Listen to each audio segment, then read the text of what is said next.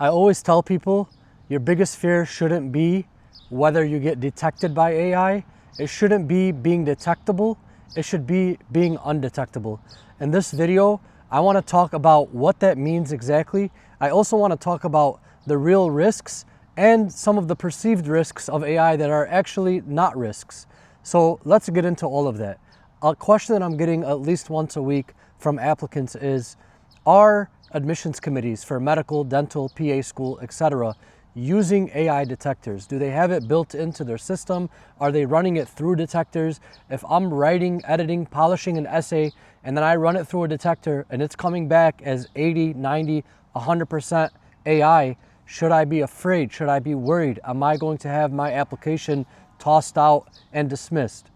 The short answer is no, but that doesn't make you completely safe.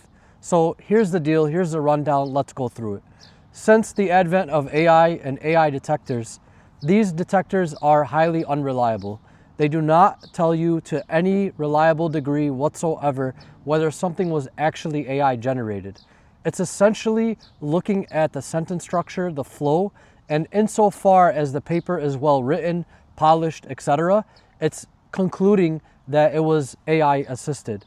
Oftentimes, people that write something completely by themselves and simply use Grammarly to touch it up for grammar and sentence structure are getting high responses through AI detectors just because their paper is grammatically sound.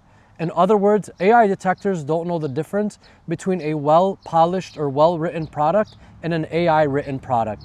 Essentially, to avoid an AI detector, you have to have bad writing. And obviously, that's never what you want to submit to an admissions committee. In fact, even some of these apps like Humanize AI or whatever they're called, if you run your personal statement or your other essays through it to make it non-detectable, what it often does is just degrade the quality significantly, make you sound informal, unprofessional, and sometimes grammatically incorrect just for the sake of avoiding AI detectors, just so that you don't get tripped up by these AI detectors. Now, it sounds like I'm almost advocating for the use of ChatGPT to write your personal statements and essays.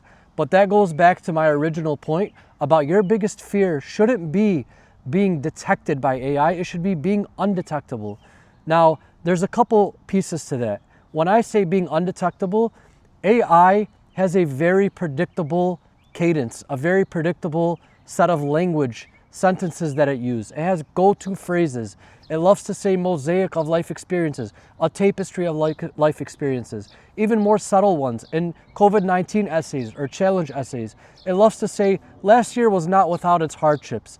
It also loves to use very common sentence phrasing, such as not just, but.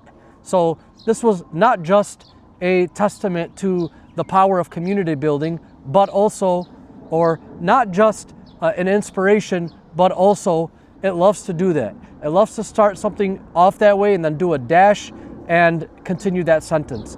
To you, it may not seem that common or that repetitive, but to somebody with a trained eye, like an admissions committee member, in my case, I not only read hundreds of essays every year, but I also teach at the college level. So my familiarity with this cadence or these go-to phrases that ChatGPT loves to use is very high. It's going to be the same for an admissions committee. I can detect or spot AI from a mile away. So you should be worried about the eye test, not necessarily them putting it through a detector and detecting it that way, but the eye test. And also when I say being undetectable, because it has these go-to phrases, this robotic language, it's artificially intelligent, you sound artificial.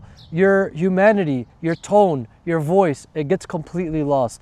Even when you're overly reliant on Grammarly, let alone ChatGPT, your tone, your voice starts to get lost.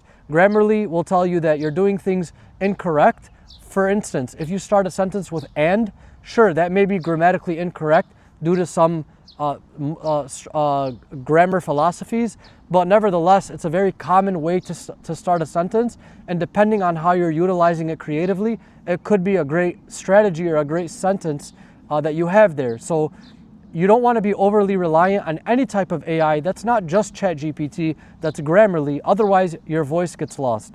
Again, your biggest fear shouldn't be being detected. It should be being undetectable. Losing your voice, your tone, the specific stories, the anecdotes. Now, a lot of you have gotten smarter about how to use AI. You don't just go into ChatGPT and say, write me a personal statement for dental school. You say to ChatGPT, here's a bunch of things about me. Or you even say to ChatGPT, hey, send me a questionnaire or a list of questions that will help me write a really competitive, or help you write about me a very competitive personal statement for dental school. You answer all those questions. It sends you back something seemingly personalized, not realizing that there's literally dozens of sentences in there that to the trained eye just sound robotic, cliche. They're filler sentences. They're very common transitions. You don't want that. You don't want to lose the voice, the tone, the flow that only a human can produce, or only sometimes you can produce, perhaps with assistance from an editor, that you are going to lose with ChatGPT or with another form of AI.